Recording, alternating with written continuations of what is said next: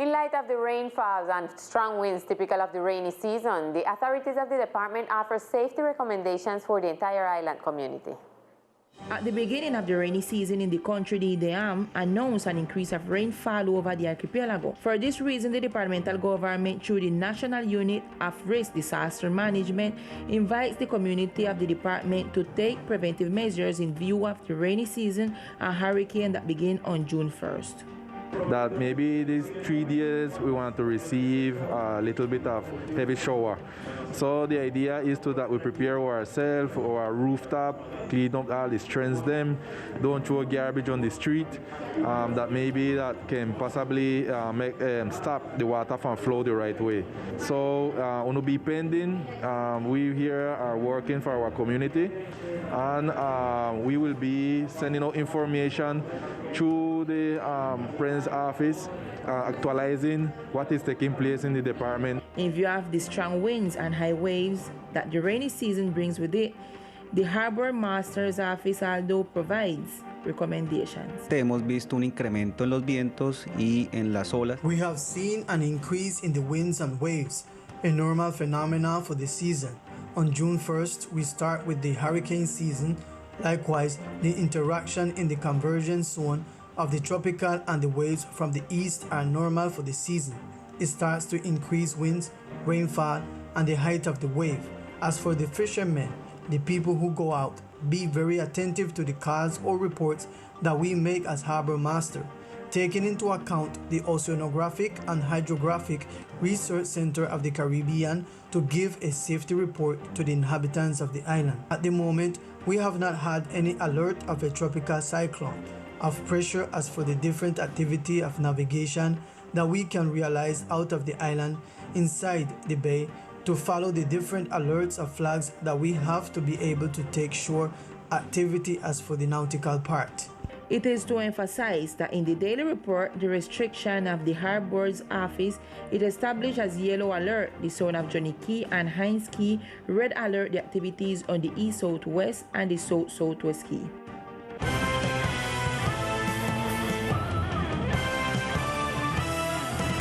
A big casualty for drug trafficking was confirmed by the National Navy, where 2,000 kilos of cocaine were seized. Here is the extension of the news.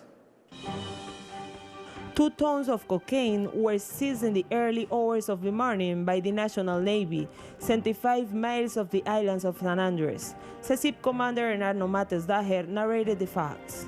In the early morning of today, where a go-fast with 5 people on board was interdicted carrying 85 sacks that, upon verification, were found to contain between 22 and 25 panels of hallucinogenic substance.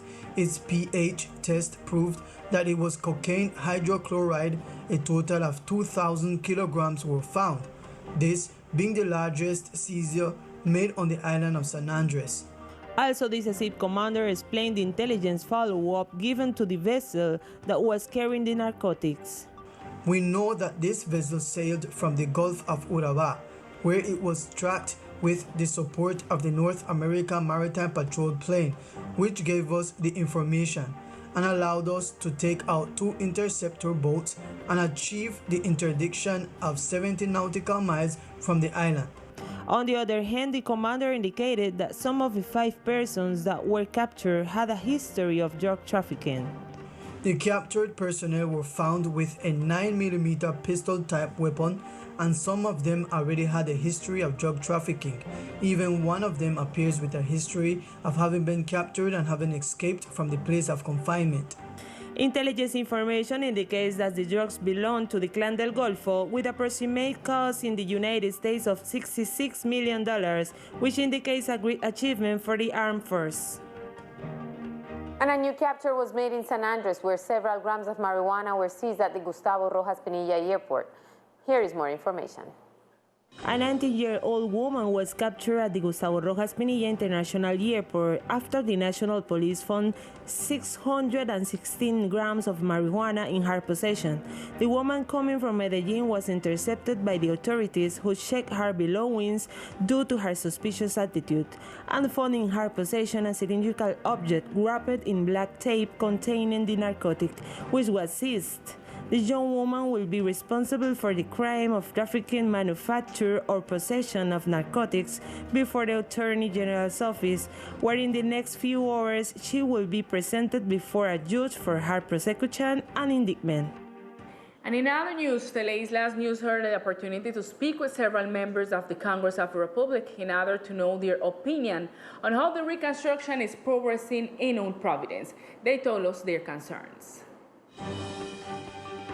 The Congress of the Republic has followed the reconstruction of the municipality with a magnifying glass. A visit was made to the island and a special session was held for all the members of the national government to report on the progress. However, they say that today the government's assistance has been precarious. The plans that have been designed from Bogota and that the community denounces is that they have wanted to take advantage of urban and tourist projects, but that kind of reconstruction plan will affect traditional life. Therefore, they have not accepted mega constructions, and what they have requested is an immediate plan of action consistent with their racial culture, and that is a guarantor of their human rights. With the visit we made with the Human Rights Commission to Old Providence Island, we identified the non-compliance of the national government in the reconstruction of Old Providence. There was a promise that during the first 100 days, they should at least have 100 houses built, and up until this date, not a single one has been built, and they did not prepare for the hurricanes, and now everything that happens in Old Providence with the hurricanes will be under the national government responsibility. For the parliamentarians, it was of vital importance that today at least shelters have been built to safeguard the life of all the people on the island who are now facing a new hurricane season that will last until the end of the year. And with the signature of 7 deputies of the Assembly through Proposition 014 is summoned from the administration, the Secretariat of Health and the management of the Departmental State Social Enterprise to answer some questions about the current management of COVID-19 within the health system. During the plenary session held yesterday afternoon in the Duma, the majority of deputies agreed to summon the administration to clarify issues regarding the management of COVID-19 within the system. This follows several complaints and denunciations from the public. This was implied by the President of the Assembly, Scorsese Christopher. It was treating a proposition for help for the COVID-19 because we have a lot of complaints from the community where the people go to the hospital, them go sick, then go in sick to the hospital and then come out dead because according to as far as what we receive complaint is that after them intubate the people, they don't have the medication to keep them alive. According to the President of the Assembly, those summoned were given 5 working days to submit a response to the questionnaire issue. Also, an important issue that came up for discussion in the Duma was the reconstruction of Old Providence and Santa Catalina and its progress. According to Christopher, the municipality is not ready to face this new hurricane season. We wanted to see how the reconstruction of Providence and Catalina, but we get to a bad experience. We noticed that the process is very slow because they only deliver 2 new houses and they have 65 houses in process, and out of that 65 they said they only have about 30 of them that have foundation. The 65 houses, by those are houses that they bring from the continent, is because they have the 65 houses in Providence Island. But right now, only 33 they're working on like the foundation. Christopher invites the community to be attentive to the project to be discussed in the Departmental Assembly.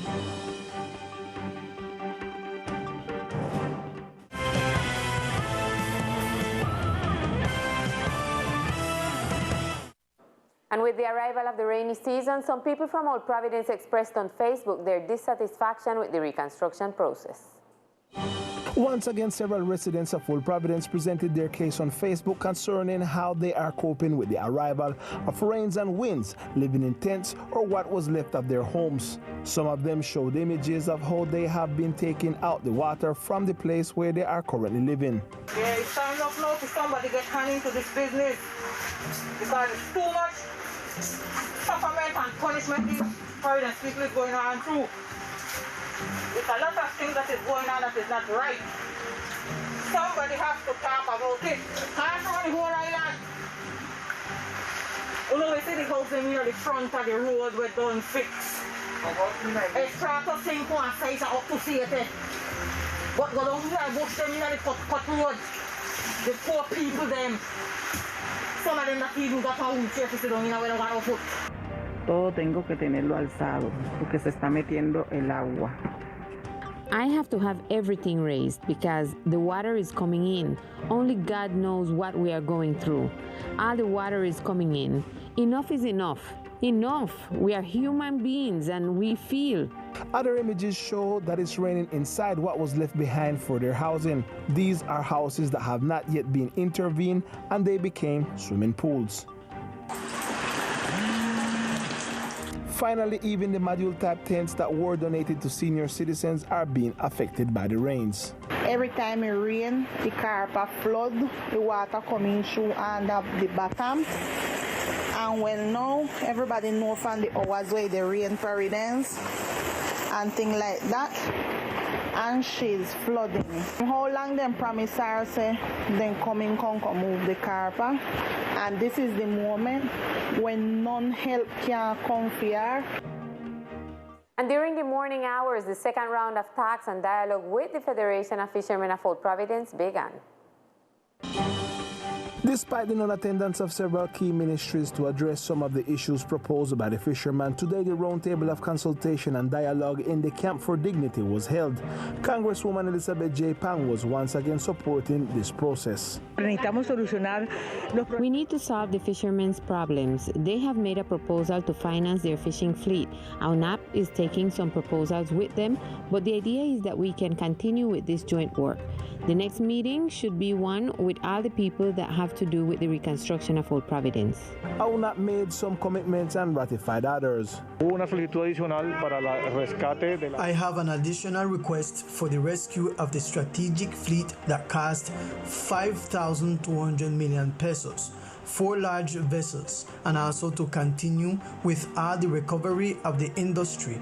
Therefore, the idea is to study with the minister and with the risk management unit to see if we can get those funds to complete the whole fishing fleet. Finally, taking into account the role of the Congress in the mediation of the roundtable, J. Pang proposed that the next meeting be held in Bogota. The people from the different ministries indicate that they are busy with the whole situation that the country is going through at the moment. So maybe this meeting could be held and we are going to work on it. And next week we will be informing how possible it is for us to have this meeting in Bogota.